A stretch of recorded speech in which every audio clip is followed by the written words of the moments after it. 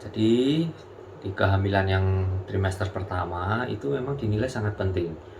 Dikarenakan di situ akan terjadi pembentukan organ, kemudian perkembangan kehamilannya, juga masalah-masalah yang menyertainya. Misalnya ada kehamilan yang dinamakan kehamilan kosong. Itu kita bisa deteksi saat kehamilan itu memasuki usia 8 minggu.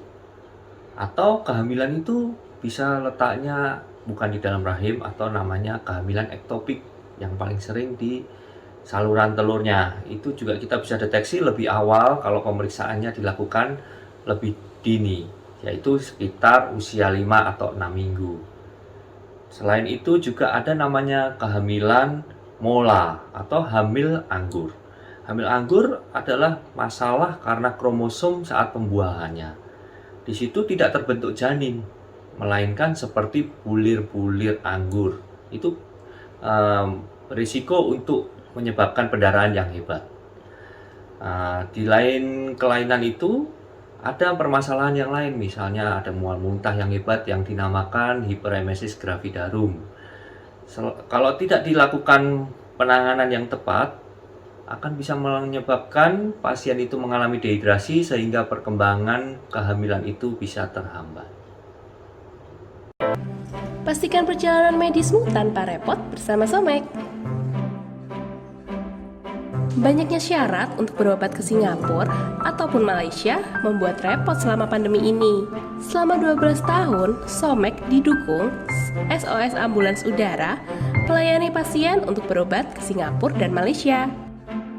Somek mencarikan dokter spesialis sesuai dengan keluhan kamu. Somek juga akan membantu proses perizinan ke Singapura dan Malaysia. So, tunggu apa lagi? Hubungi tim Somek untuk perjalanan medismu.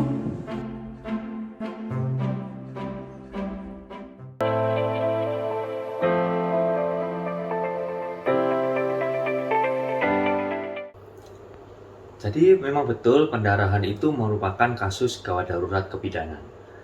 Memang kita bagi antara trimester 1 dan trimester 2 dan 3. Kalau trimester 1 itu paling sering penyebabnya yaitu keguguran.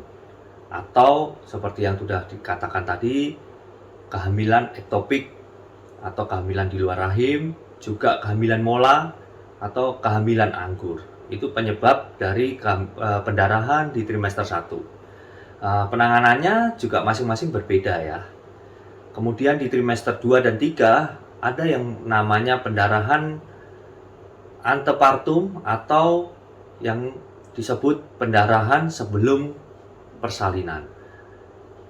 Macamnya ada placenta previa dan solusio placenta.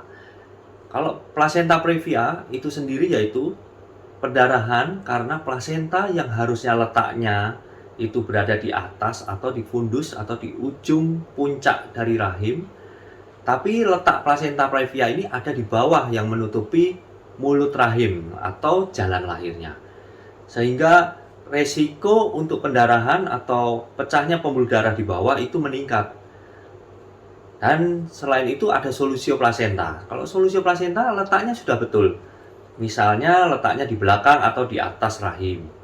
Tetapi ternyata ada pendarahan di tengah-tengahnya. Jadi plasentanya sebagian lepas. Kalau lepas, resikonya akan ada terjadi pendarahan, pasien akan merasakan nyeri yang hebat. Yang itu bisa sampai menyebabkan kematian ke ibu dan bayinya.